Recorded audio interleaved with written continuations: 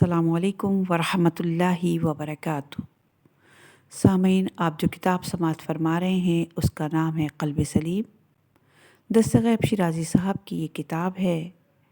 आज हम आपके सामने इसकी 36वीं रिकॉर्डिंग पेश कर रहे हैं, सफ़ा नंबर 415 से। अज़ अली आमोज़ इखलास अमल। अमीरुल मोमिनीन ने जंग खंदक में जिस इखलास अमल का मुज़ाहरा किया, इसकी मिसाल दुनिया की तारीख़ में कहीं नज़र नहीं आती। आपने उमर बिन अब्दुवत को पछाड़ा और इसके सीने पर बैठ गए और चाहा कि उसे कत्ल करें, लेकिन चश्मे फलक ने यहाँ एक और मंज़र देखा कि अली का उठा हुआ हाथ रुक गया और अमीरुल मोमिनीन के इस अमल को देखकर सहाबा चिल्लाने लगे, या रसूल अल्लाह, अली काफिर को कत्ल करने में देर कर रहे हैं। अगर वो अली की गिरफ्त से आज़ाद हो गया तो न जाने क्या हो जाए। रसूल खुदा ने फरमाया, तुम अली के काम से कोई वास्ता न रखो, अली अपने काम की नौइयत को तुमसे बेहतर जानता है। फिर कुछ देर बाद अली ने इसको कत्ल किया और उसका सर लेकर हज़रत की खिदमत में हाजिर हुए तो रसूल खुदा ने फरमाया, अली, तुमने हाथ उठाकर अचानक क्यों रोक लिया और जल्दी क्यों ना की? अमीरुल मोमिनीन ने अर्ज़ की, या रसूल अल्लाह, जैसे ही मैंने उसे पछाड़ा और उसके सीने पर सवार हुआ और चाहा कि उसे कत्ल करूं, तो उसने मुझे बुरा भला कहा, जिससे मुझे गुस्सा आ गया। इसीलिए मैं रुक गया ताकि खुदा की रज़ा के लिए की जाने वाले काम में मेरा गुस्सा शामिल ना हो जाए। और जब मेरा गुस्सा थम गया तो मैंने उसे कत्ल किया। बाज़ अहले सुन्नत उलमा ने अमीरुल मोमिनीन की ज़रब की फ़जीलत की वजह ये बयान की। इस वक्त इस्लाम मदीने में महसूर था और मदीने के बाहर कुफ्र ही कुफ्र था, और इस वक्त उमर बिन अब्दुवत खुदा न खास्ता गालिब आ जाता तो इस्लाम हमेशा के लिए मिट जाता। तो अमीरुल मोमिनीन ने उमर को कत्ल करके इस्लाम को मिटने से महफूज रखा, और खंदक के बाद से क़यामत तक जितनी भी इबादत की जाएगी वो अली की ज़रब की मरहून मिन्नत होगी। ये ज़रब अली का फैज़ान है कि क़यामत तक इबादत होती रहेगी। इसीलिए पैगम्बर अकरम सल्लल्लाहु अलैहि वसल्लम ने इस ज़रबत की कीमत ये बयान की कि अली की रोज़ खंदक की एक ज़रबत क़यामत तक जिन्स और इंस की इबादत से अफजल है। इस वाक़े को मौलाना रूम ने यूँ नज़म किया। फ़ारसी का नज़म का तर्जुमा है, इखलास अमल का सबक अली से हासिल कर,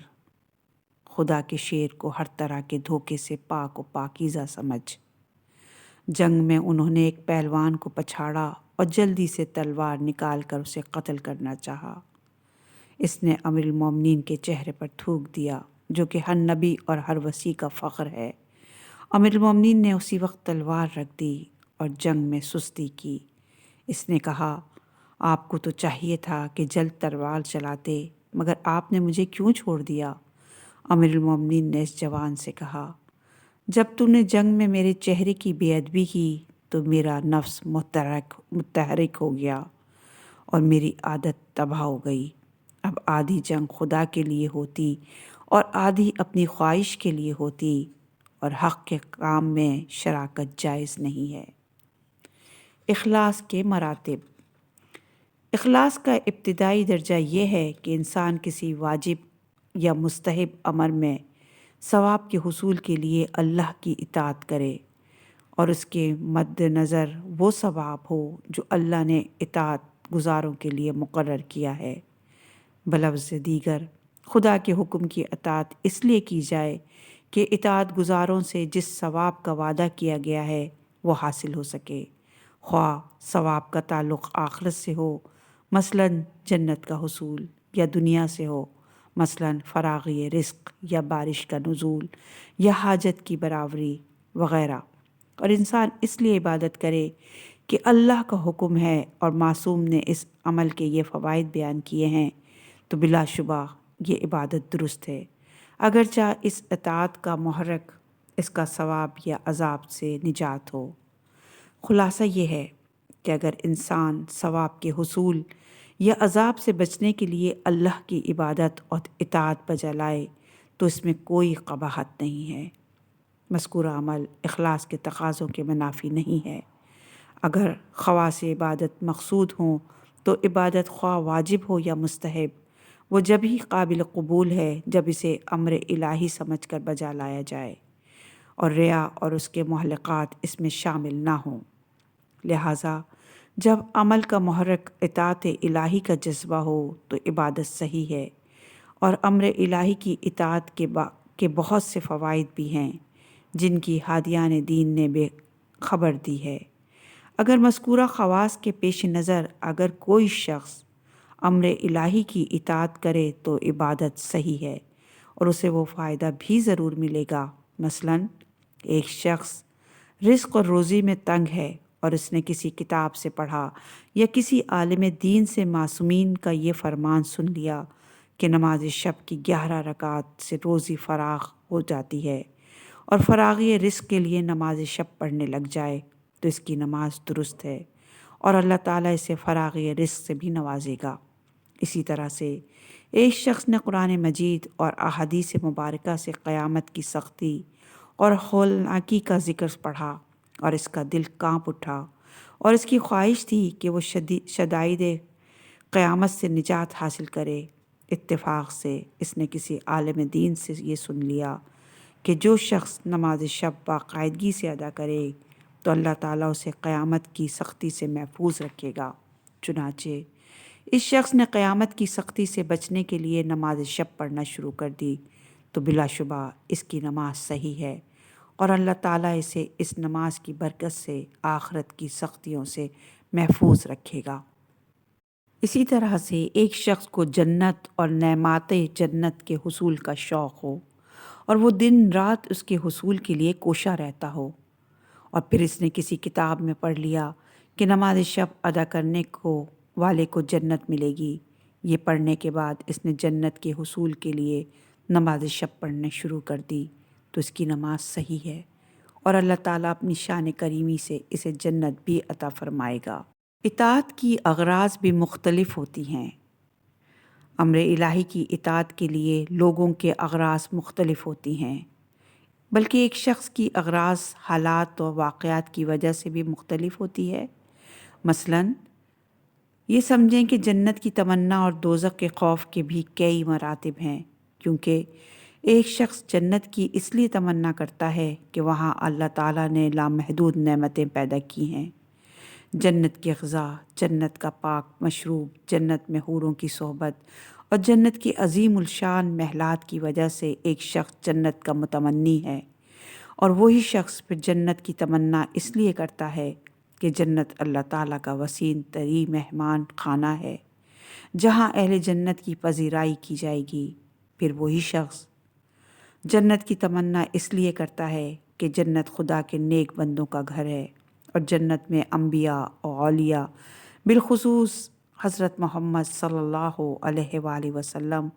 اور آل محمد کی ذوات مقدسہ کا دیدار ہوگا۔ اسی طرح سے ایک شخص دوزخ سے بچنے کی دعائیں اس لیے مانگتا ہے کہ وہ جانتا ہے کہ دوزخ میں درد و الم ہوگا اور وہاں بدترین عذاب دیا جائے گا۔ پھر وہی شخص دوزخ کے عذاب سے بچنے کی دعا اس لیے مانگتا ہے کہ دوزخ خدا کے غضب اور ناراضگی کا مقام ہے۔ وہی شخص اس لیے دوزخ سے بچنے کی تمنا کرتا ہے کہ جہنم میں تمام کفار و مشرکین اور بدکار اور حضرت محمد صلی اللہ علیہ وآلہ وسلم اور آل محمد کے دشمن ہوں گے۔ اور وہی شخص اس لیے دوزخ سے بچنے کی تمنا کرتا ہے کہ جہنم میں جانے سے وہ خدا کے کرم اور لطف سے محروم ہو جائے گا اور خدا کے پیاروں کے دیدار سے محروم رہے گا۔ امیر المومنین علیہ السلام دعائے کمیل میں عرض کرتے ہیں، اے پروردگار، اگر تو نے مجھے دوزخ میں بھیج دیا تو میں مان لیتا ہوں کہ میں تیرے عذاب کو تو برداشت کر لوں گا، لیکن تیری رحمت کے فراق کو کیسے برداشت کر پاؤں گا، اور میں مان لیتا ہوں کہ تیری دوزخ کی گرمی سہ لوں گا، لیکن تیرے لطف و کرم سے محروم کو کیسے سہ سکوں گا۔ حصول ثواب اور عقاب سے حفاظت غرض صحیح ہے، دستغیب شیرازی صاحب نے اس مفہوم کی وضاحت کے لیے طویل بحث صرف اس لیے کی کہ ہم ان حضرات کا جواب دینا چاہتے ہیں کہ جن کا یہ گمان ہے کہ ثواب کے حصول اور عذاب سے بچاؤ کی غرض سے کی جانے والی عبادت صحیح نہیں ہے۔ ہماری سابقہ بحث سے یہ امر روز روشن کی طرح سے واضح ہو چکا ہے کہ امر الہی کی اطاعت کے لیے اپنے نفع کا حصول مقصود ہو تو عبادت جائز ہے، لیکن ہم اس حقیقت کو بھی واضح کر دیں کہ عمل کا مقصود اطاعت الہی نہ ہو اور صرف اپنی منافعت کے حصول کا ذریعہ سمجھ کر عمل کیا جائے تو ایسا عمل صحیح نہیں ہے، اور مذکورہ عمل کے جس ثواب و فوائد کا وعدہ کیا گیا ہے ایسا شخص ان فوائد سے بھی محروم رہے گا۔ اگر کوئی شخص وسعت رزق کا خواہش مند ہو تو وہ رزق کا حصول کا ذریعہ سمجھ کر نماز شب پڑھے اور اسے امر الہی کی اطاعت کی نیت سے ادا نہ کرے تو وہ نادان شخص دراصل نماز شب کی وسعت رزق کا معاوضہ قرار دے رہا ہے۔ اس صورت میں اس کی نماز باطل ہوگی اور وہ اس کے فائدے سے بھی محروم رہے گا، اور اس کی نماز کے بطلان کی وجہ یہ ہوگی کہ اس نے امر الہی کی اطاعت کے بجائے اپنے نفس کی اطاعت کی۔ قارئین سے، سامعین سے التماس ہے کہ وہ اس باریک فرق کو ہمیشہ پیش نظر رکھیں۔ قصد اطاعت کے بغیر عمل باطل ہے۔ شہید اول علامہ حلی اور ابن طاووس اور دیگر فقہاء سے منقول ہے کہ اگر عبادت صرف ثواب حاصل کرنے یا عذاب سے بچنے کے لیے کی جائے تو وہ باطل ہے عبادت۔ تمام علماء کے فرمان کا مقصد بھی یہی ہے کہ جو ہم نے عرض کیا، مثلاً ایک شخص کے لیے عذاب آخرت اس باعث کا محرک بنتا ہے کہ وہ ایک مخصوص رقم غربا اور مساکین میں تقسیم کرتا ہے، اور ایک شخص کے لیے نعمات جنت کا تصور اس بات کا محرک بنتا ہے کہ وہ ایک مخصوص رقم سادات میں تقسیم کرتا ہے، تو یقیناً ایسا کرنے والا شخص اپنے ذہن ناقص میں دوزخ سے بچنے اور جنت میں داخل ہونے کی قیمت ادا کر رہا ہے، اور مذکورہ عمل اطاعت الہی کے جذبے سے ادا نہیں کر رہا۔ اس صورت میں اس کا عمل باطل ہے اور وہ اپنے مقصد سے محروم رہے گا۔ لیکن اگر اس کے برعکس کوئی شخص امر الہی کی اطاعت کرنے کی غرض سے مذکورہ رقم غریب مومنین و سادات میں تقسیم کرے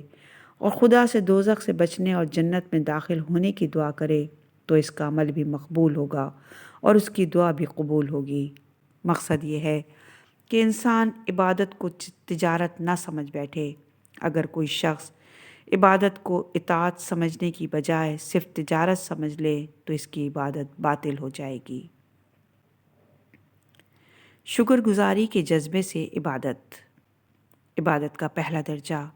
جیسا کہ بیان کیا گیا ہے کہ انسان ثواب کے حصول یا عذاب کے خوف سے عبادت کرے۔ اگرچہ یہ عبادت صحیح ہے، مگر عقل مند انسان کو چاہیے کہ وہ خود خواہی اور خود بینی اور اپنی خواہشات کے کنویں سے باہر قدم رکھے اور پروردگار عالم کی لامحدود نعمتوں کے متعلق غور و فکر کرے، اور وہ اپنے جسم کے اجزاء اور ان کے افعال پر غور کرے اور اپنی نعمت عقل پر توجہ دے۔ اور جب انسان خدا کی لامحدود نعمات پر غور کرے گا تو اسے بخوبی احساس ہو جائے گا کہ خدا نے اسے کتنی ہی نعمتیں کسی سوال کے بغیر عطا کی ہیں۔ شیخ سعدی شیرازی نے کیا خوب بیان کیا۔ فارسی کے چند اشعار کا ترجمہ: یعنی جو سانس اندر جاتی ہے اور حیات کو طلوع بخشتی ہے، اور جب باہر آتی ہے تو ذات کو تفریح پہنچانے والی ہے، بس ہر سانس میں دو نعمتیں ہیں اور ہر نعمت پر ایک شکر واجب ہے۔ آپ آگے فرماتے ہیں، کسی کے ہاتھ اور زبان سے یہ بات ممکن ہو سکتی ہے کہ اس کے شکر کی ذمہ داری پورا کر سکے۔ بندہ وہی اچھا ہے جو اپنی خطا کا خدا کی درگاہ میں عذر پیش کرتا ہے، ورنہ اس کی خداوندی کے لائق کوئی شکر بجا لا نہیں سکتا۔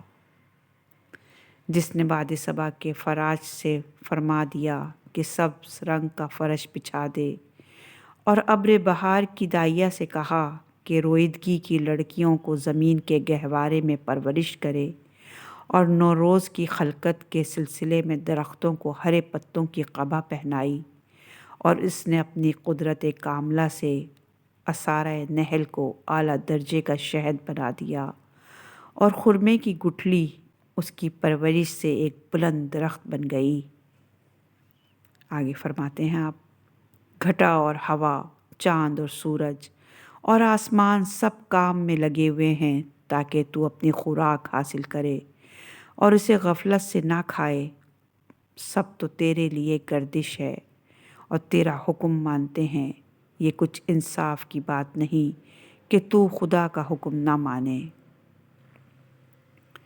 مانوی نعمتیں۔ اس کے علاوہ انسان کو مانوی نعمتوں کے متعلق بھی سوچنا چاہیے۔ خدا نے اسے زندگی کے چوراہے پر حیران و پریشان نہیں چھوڑا،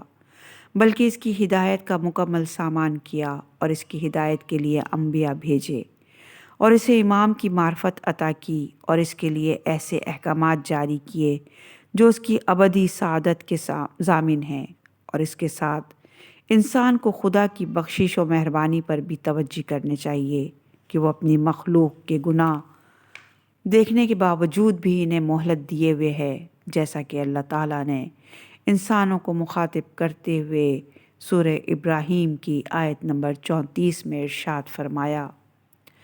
اگر تم اس کی نعمتوں کا شمار کرنا چاہو تو شمار نہیں کر سکتے، بے شک انسان بڑا ظالم اور انکار کرنے والا ہے۔ شکر نعمت یا عقلی تقاضا۔ خداوند عالم کی نعمتوں پر خوب غور و فکر کرنے کے بعد سوچیں، کیا خدا کی نعمتیں معمولی ہیں؟ اور اگر خدا کی نعمتیں غیر معمولی اور انمول ہیں تو کیا نعمتیں پا کر منعم کو فراموش کر دیا جائے اور اس کی تعظیم و تکریم بجا نہ لائی جائے، جبکہ خدا کے تمام احکامات بھی انسان کی بہتری کے لیے ہیں؟ اور اگر کوئی اس جیسا شخص اس پر اتنی نعمتیں کرتا تو پھر اس وقت اس کا رد عمل کیا ہوتا؟ کیا وہ اپنے منعم کی شکر گزاری کرتا یا ناشکری کرتا؟ علاوہ ازیں اگر کوئی شخص کسی پر احسان کرتا ہے تو بھی اس میں جذبہ احسان کو پیدا کرنے والا تو خدا ہی ہے، تو کیا اس کی نعمتوں کا یہ تقاضا نہیں ہے کہ اس کی اطاعت کی جائے اور اس کی نافرمانی سے پرہیز کیا جائے؟ بالفرض اگر ثواب و عقاب، جنت و دوزخ کا وجود نہ بھی ہوتا تو بھی عقل کا یہ تقاضا تھا کہ انسان اپنے منعم کی فرمانبرداری کرے اور اس کی نافرمانی سے پرہیز کرے۔ پروردگار سورہ بقرہ کی آیت نمبر 152 میں ارشاد فرماتا ہے، تم میرا ذکر کرو، میں تمہارا ذکر کروں گا، اور تم میرا شکر ادا کرو اور کفران نعمت نہ کرو۔ سورہ اعراف کی آیت نمبر 74 میں ارشاد باری تعالیٰ، تم اللہ کی نعمتوں کو یاد کرو اور زمین میں فساد نہ پھیلاتے پھرو۔ قرآن مجید میں 70 سے زائد مقامات میں اللہ کے شکر کرنے کا حکم دیا گیا، اور حقیقت یہ ہے کہ اگر کوئی شخص اللہ تعالیٰ کی نعمتوں کی فراوانی کو مد نظر رکھ کر خدا کا شکر کرے اور اپنی عبادت کی بنیاد اس جذبہ شکر پر رکھے تو اسے اللہ تعالیٰ کا قرب حاصل ہو سکتا ہے اور وہ خدا کی دوستی کا اہل قرار پا سکتا ہے، اور اسے تسلیم و رضا کا مقام میسر آ سکتا ہے، اور اس جذبہ شکر کی وجہ سے اللہ تعالیٰ اسے گناہوں سے بھی محفوظ رکھے گا، کیونکہ پروردگار فرماتا ہے، ہم بہت جلد شکر کرنے والوں کو بدلہ عنایت کریں گے۔ اور جب کوئی شخص جذبہ شکر کی وجہ سے عبادت خدا کرتا ہے تو اللہ تعالیٰ اس کے عمل کا کئی گنا زیادہ اجر عطا فرماتا ہے اور اسے شاکرین کا درجے پر فائز کرتا ہے۔ قرب خداوندی کے جذبے سے عبادت۔ اخلاص کا پہلا درجہ یہ ہے کہ انسان ثواب کے حصول اور عذاب سے بچنے کے لیے اللہ کی عبادت کرے، اور اخلاص کا دوسرا درجہ یہ ہے کہ انسان اللہ کی لامحدود نعمتوں کو یاد کر کے اس کے جذبہ شکر سے معمور ہو کر اس کی عبادت کرے، اور اخلاص کا تیسرا درجہ یہ ہے کہ انسان قرب خداوندی کے حصول کے لیے عبادت کرے، کیونکہ جب انسان اپنی حقارت، आजिज़ी और नातवानाई को देखता है और उसके साथ खुदा की अज़मत और क़ुव्वत और बेनियाज़ी को मलहूज़ ख़ातिर रखता है, तो उस वक्त उसके दिल में ख्वाहिश जन्म लेती है कि वह ज़ात हक़ का क़ुर्ब हासिल करे, ताकि उसके क़ुर्ब की वजह से उसका इज्ज़ व एहतिजाज और नातवानी दूर हो सके और उस क़ुर्ब की बरकत से उसमें कमाल व तवानाई और बेनियाज़ी पैदा हो सके। फिर क़ुर्ब खुदा के जज्बे से मामूर होकर इंसान अपने परवरदिगार की इताअत व इबादत करे, क्योंकि इताअत और इबादत ही क़ुर्ब खुदावंदी का वाहिद रास्ता है। और जब कोई शख्स सिर्फ़ क़ुर्बत के हुसूल के लिए खुदा की इताअत और इबादत करेगा, तो अल्लाह ताला उसे इताअत का सवाब देने के अलावा उसे ऐसे मरातिब अता करेगा कि जिनके मुतालिक उसने कभी सोचा भी नहीं होगा। क़ुर्ब बलिहाज मर्तबा व कमाल। क़ुर्ब के मफ़हूम की वज़ाहत के लिए अल्लामा मजलिसी की किताब ऐनुल हयात में से इख्तिसार नक़ल करते हैं। क़ुर्ब खुदा क़ुर्ब ज़मानी और मकानी के एतबार से नहीं है, क्योंकि अल्लाह ताला ज़मान और मकान से पाक व मुनज़्ज़ह है। क़ुर्ब इलाही के कई मायने हैं, यहाँ सिर्फ़ 2 मायने हम आपके सामने बयान कर रहे हैं, जिनमें क़ुर्ब का एक मफ़हूम मर्तबा व कमाल के एतबार से करीब होना है, क्योंकि वाजिबुल वजूद हर एतबार से कामिल है और उसकी ज़ात व सिफ़ात में कोई कमी और नुक़्स मौजूद नहीं है। इसके बरक्स मुमकिनुल वजूद हर लिहाज से नाक़िस है। इसीलिए मुमकिनुल वजूद के लिए क़ुर्ब की यही मंजिल है कि फ़याज़ मुतलक़ इसकी कमी को अपने कमालात से दूर करके उसे अपने नज़दीक करे। अगरचा खुदा के लिए मिसाल देना दुरुस्त नहीं है, मगर इज़हान को करीब तर लाने के लिए हम इस हकीकत को इस मिसाल से यूँ वाज़ा करना चाहते हैं कि 2 अशख़ास औसाफ़ के लिहाज से अगर एक दूसरे के मुतज़ाद हों, तो इनके मुतालिक कहा जाता है कि ये दोनों एक दूसरे से बहुत दूर हैं। अगर एक शख्स दूसरे के कुछ औसाफ़ अपने अंदर पैदा कर ले, तो कहा जाता है कि वो शख्स दूसरे के कुछ करीब हो गया है। एक इंसान दूसरे इंसान के औसाफ़ अपने अंदर पैदा कर सकता है, मगर एक मुमकिनुल वजूद के लिए ये मुमकिन नहीं है कि वाजिबुल वजूद के औसाफ़ का कामिल नमूना बन सके। फिर भी खुदाई सिफ़ात का कुछ हिस्सा अपने अंदर पैदा कर लेने को क़ुर्ब से ताबीर किया जा सकता है, और ज़ाहिरी इबादत बातिनी इबादत की तामीर में मावन साबित हो सकती है। हर इबादत नफ्स के किसी न किसी कमाल का ज़रिया है। इसीलिए जब हम ये कहते हैं कि इबादत क़ुर्ब खुदावंदी की नीयत से की जाए, तो इससे हमारा मकसूद ये होता है कि इबादत के ज़रिए से नफ्स में कमाल पैदा किया जाए और उससे अपने अंदर खुदाई सिफ़ात पैदा करनी चाहिए। इस क़ुर्ब के मदारिज लातादाद हैं और इस मफ़हूम की वज़ाहत किसी और मकाम पर बयान की जाएगी। क़ुर्ब बलिहाज याद और दोस्ती। क़ुर्ब का दूसरा मफ़हूम किसी से मोहब्बत करना और किसी को याद करना है। अगर एक शख्स मशरिक़ में हो और उसका दोस्त मग़रिब में हो, तो मशरिक़ वाला दोस्त हमेशा अपने मग़रिब वाले दोस्त का ज़िक्र खैर करता रहे और उसके जहन से अपने दोस्त की याद किसी वक्त भी गायब ना हो, और वो हर वक्त अपने दोस्त की खूबियों के ज़िक्र में मसरूफ़ रहे, तो यकीनन इसका मशरिक़ पर रहने वाला दोस्त इसके अनजान हमसाये से ज़्यादा करीब शुमार किया जाएगा। क़ुर्ब का ये मफ़हूम कसरत ज़िक्र और कसरत इबादत से हासिल किया जा सकता है। फ़ारसी ज़बान का एक मक़ूला है जिसका तर्जुमा ये है, अगर तू यमन में भी रहे तो भी तू मेरे साथ है और मेरे सामने है। इबादत अज़रूए हया। इखलास के दर्जात में से चौथा दर्जा इस इबादत को हासिल है जो हया की वजह से बजा लाई जाए, क्योंकि जब किसी बंदे का दिल नूर ईमान से रोशन हो जाए और वो नूर ईमान की वजह से इताअत और इबादत की अच्छाई और नाफरमानी और मासियत की बुराई को अच्छी तरह से समझ ले और उसे मार्फत का बुलंद मकाम नसीब हो जाए, تو وہ ہر جگہ اور ہر وقت اپنے خدا کو حاضر ناظر سمجھنے لگتا ہے، اور وہ اس بات کو اچھی طرح سے جان لیتا ہے کہ اس کے دل کی گہرائیوں میں چھپی ہوئی باتوں کو بھی اللہ تعالیٰ اچھی طرح سے جانتا ہے۔ چنانچہ ایسے شخص کا دل خدا کی عظمت و جلال کا مقام تجلی بن جاتا ہے، جس کی وجہ سے اسے اپنے پروردگار سے حیا آتی ہے، اور یہی حیا اسے اپنے تمام گناہوں سے محفوظ رکھتی ہے اور ہر اطاعت کے لیے محرک ثابت ہوتی ہے، اور وہ اس مقام پر پہنچ جاتا ہے کہ اگر بالفرض اس سے یہ کہہ دیا جائے کہ اس کا مقام جنت ہے اور وہ وہاں خدا کے عذاب سے محفوظ ہے، تو بھی وہ اپنی حیا کی وجہ سے خدا کی نافرمانی نہیں کرے گا۔ حیا ایک قوت ہے، اور ایک شخص ایک اپنے جیسے بندے سے حیا کرتے ہوئے اس کے سامنے برائی نہیں کرتا، تو انسان کو خدا کے سامنے برائی کرنے سے بھی حیا آنی چاہیے۔ اگر کبھی غفلت و نسیان کی وجہ سے انسان سے کبھی کوئی غلطی سرزد ہو جائے، تو حیا کا تقاضا یہ ہے کہ انسان اپنی غلطی پر نادم ہو اور رو رو کر اپنے مہربان خدا سے معافی طلب کرے۔ عبادت از روئے محبت۔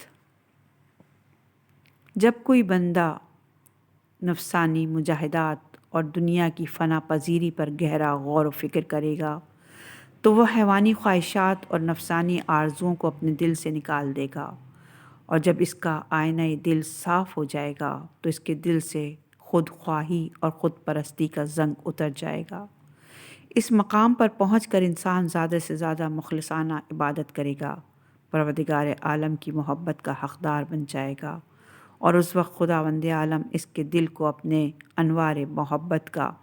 مقام تجلی بنائے گا، اور اس وقت محب نہیں رہے گا بلکہ محبوب بن جائے گا۔ خدا ان سے محبت کرتا ہے اور وہ خدا سے محبت کرتے ہیں کی صفت کا ایک فرد بن جائے گا۔ مقام محبت کا اعلیٰ ترین مقام ہے، اور عارفین کی سب سے بڑی آرزو ہے دل پوری مملکت جسم کا سلطان ہے، اور جسم کی تمام اختیاری حرکات کا سرچشمہ دل ہے۔ لہٰذا جس دل میں خدا کی محبت یوں سما جائے کہ اس میں سوائے محبت خدا کے کچھ بھی نہ ہو، تو اس شخص کے ہاتھ، پاؤں، کان اور آنکھ وہی کچھ سر انجام دیں گے جو کہ دل کہے گا۔ لہٰذا محبت خدا پر فائز ہونے کے لیے انسان کی آنکھیں وہی کچھ دیکھیں گی جسے خدا دیکھنے کی اجازت دیتا ہے،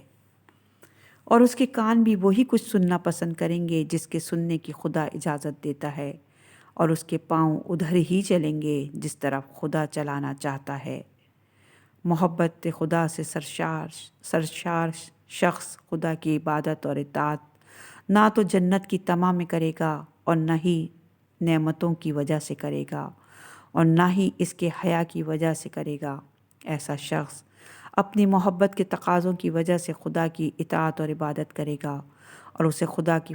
فرما برداری بذات محبوب محسوس ہوگی، اور اسے خدا کا ذکر شہد سے بھی زیادہ شیریں محسوس ہوگا، اور اس کے دل کا تمام تر سرور، آسائش یاد خدا سے وابستہ ہو جائے گا، اور وہ ایک مچھلی کی طرح سے ذکر خداوندی کو اپنے لیے پانی تصور کرے گا۔ جس طرح سے پانی کے بغیر مچھلی زندہ نہیں رہ سکتی، اسی طرح سے وہ بھی یاد الہی کے بغیر زندہ رہنے کو پسند نہیں کرے گا۔ امام زین العابدین علیہ السلام دعائے ابو حمزہ صومالی میں اس حقیقت کو مناجات کے انداز میں یوں بیان کرتے ہیں: میرا مولا و آقا، تیرے ذکر کی وجہ سے میرا دل زندہ ہے، اور تجھ سے مناجات کر کے میں نے اپنے خوف کی آگ کو ٹھنڈا کیا ہے۔ عشق عبادت دل کا سکون ہے۔ اللہ تعالیٰ کا فرمان ہے، سورہ رات کی آیت نمبر 28، یہ وہ لوگ ہیں جو ایمان لائے ہیں اور ان کے دلوں کو یاد خدا سے اطمینان حاصل ہوتا ہے، اور آگاہ ہو جاؤ کہ اطمینان یاد خدا سے ہی حاصل ہوتا ہے۔ الغرض خدا سے محبت رکھنے والا شخص اپنی زبان کو حرکت دے گا تو خدا کے ذکر میں حرکت دے گا، اور اس کے کان صرف اس کا ذکر سننا پسند کریں گے، اور اس کی آنکھیں اس کی آیات کے علاوہ کچھ دیکھنا پسند نہ کریں گی، اور اس کے پاؤں اس کی فرما برداری کے علاوہ کہیں اٹھنے پر آمادہ نہیں ہوں گے۔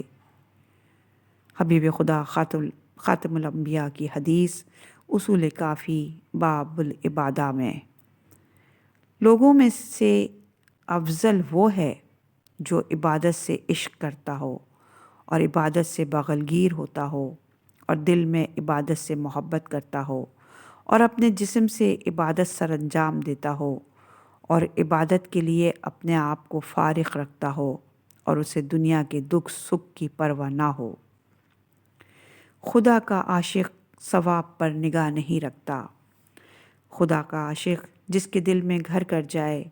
اور وہ خدا کی عبادت سے عشق کرنے لگے تو نگاہیں ثواب کے حصول اور عذاب کے دور ہونے پر نہیں لگی رہتی، کیونکہ عاشق کی نظر محبوب کی اجرت کے بجائے محبوب پر ہوتی ہے۔ اگر بالفرض اسے یہ یقین بھی ہو جائے کہ اسے جنت میں نہیں بھیجا جائے گا اور اسے اس کے عمل کی کوئی اجرت نہیں ملے گی، پھر بھی وہ عبادت اور اطاعت سے پرہیز نہ کرے۔ بات یہاں تک محدود نہیں، اگر اسے بالفرض دوزخ میں بھی ڈال دیا جائے تو بھی خدا کی محبت اس کے دل میں موجزن رہے گی۔ امام سجاد علیہ السلام اپنی مناجات ابو حمزہ صومالی میں ارشاد فرماتے ہیں، اے میرے معبود، اگر بالفرض تو مجھے زنجیروں میں بھی جکڑ دے اور لوگوں کی نظروں کے سامنے مجھے اپنی عطا سے محروم کر دے اور لوگوں کی نگاہوں کو میری رسوائیوں کی طرف متوجہ کر دے اور تو مجھے دوزخ میں بھیجنے کا حکم دے دے اور میرے اور نیک لوگوں کے درمیان تو جدائی ڈال دے، اس کے باوجود میں اپنی امید تجھ سے قطع نہ کروں گا اور میں اپنے چہرے امید کو تیری بخشش سے نہیں ہٹاؤں گا، اور میرے دل سے پھر بھی تیری محبت نہیں نکلے گی، اور میں تیری نعمتوں کو فراموش نہ کروں گا،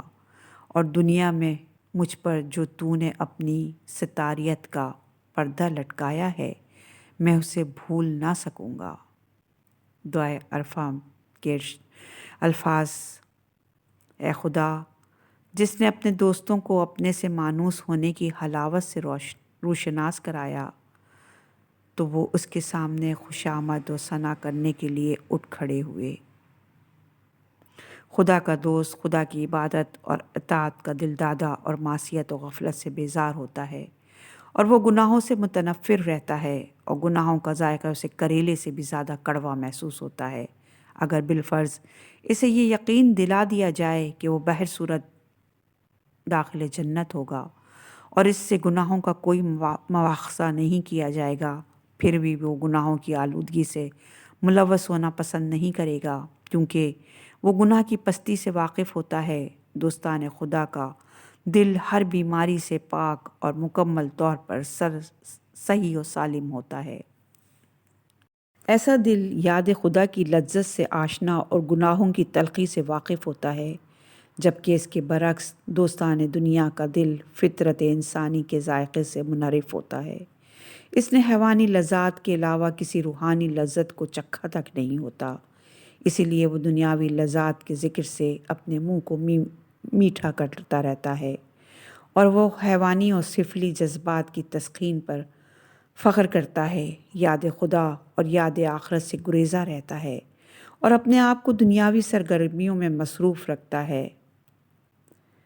جب ان کے سامنے خدا یکتا کا ذکر آتا ہے